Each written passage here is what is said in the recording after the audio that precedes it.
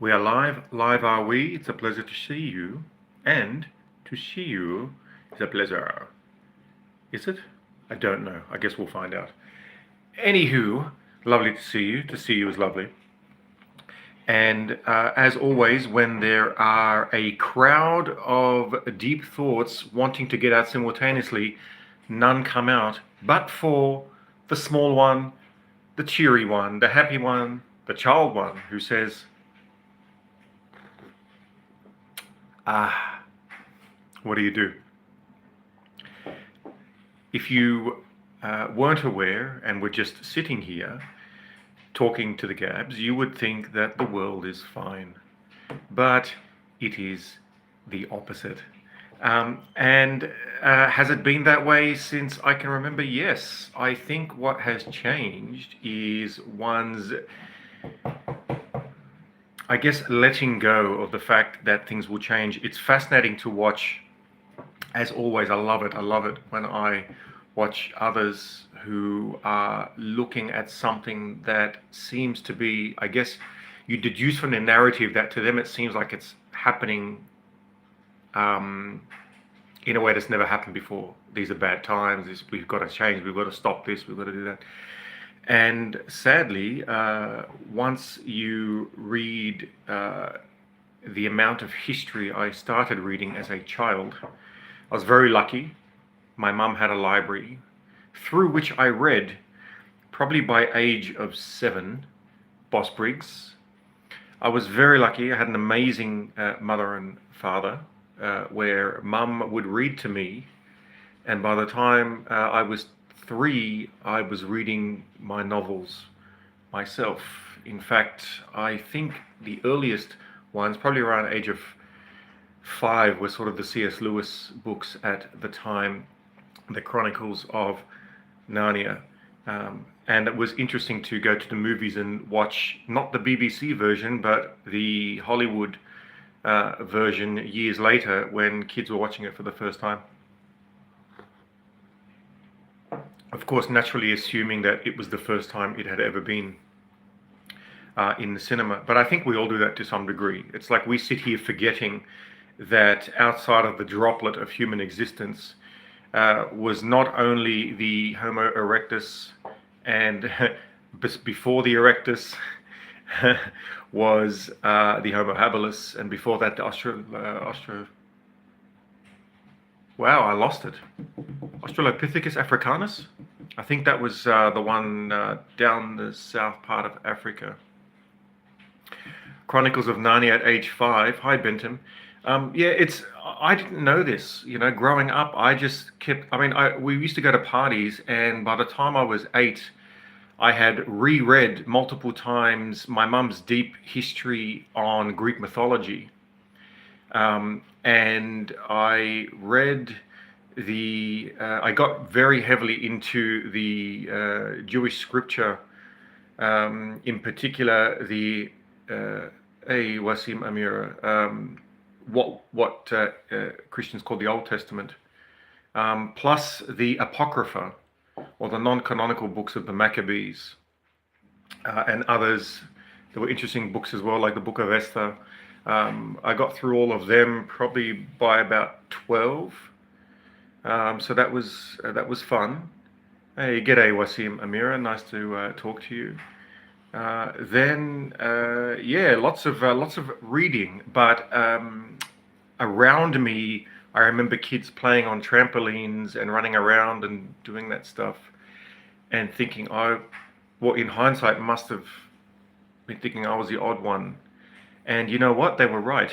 So cheers to that. From Russia, Gazdila. Napishitye. That's all I know. Dobrodan. I don't even know if that's Russian. That sounds more Serbian than Russian. But it's nice to see you from Russia. Good, very good. I'm sadly I don't know enough. But yeah, what else? I was gonna say the breakfast today was 800 calories, but it was extremely high protein and fiber, which means instead of getting hungry in 2 hours, I get hungry in 5 hours, and it allows one to focus.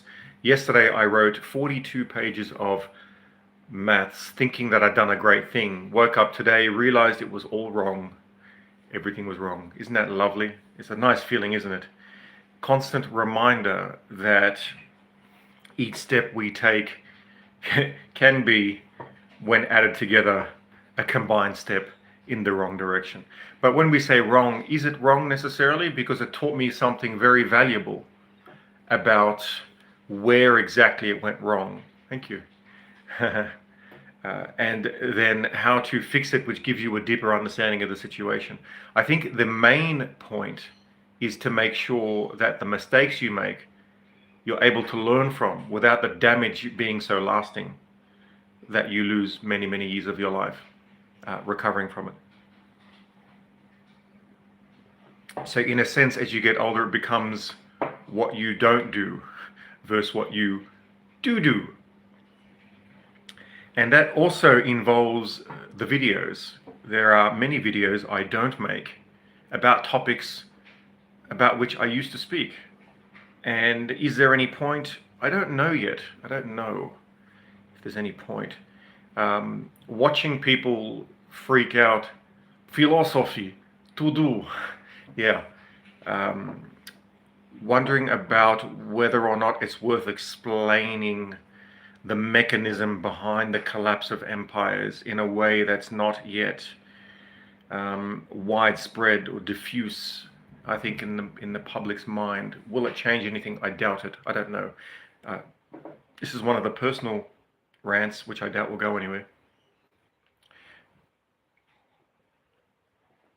The reason is because 10 years ago, I was talking about it, and people, of course, at the time were engaged, and perhaps they still were. And when I say people, a certain subset, and ultimately nothing changes, and you get a new generation arguing the same issues as if these issues appeared for the first time.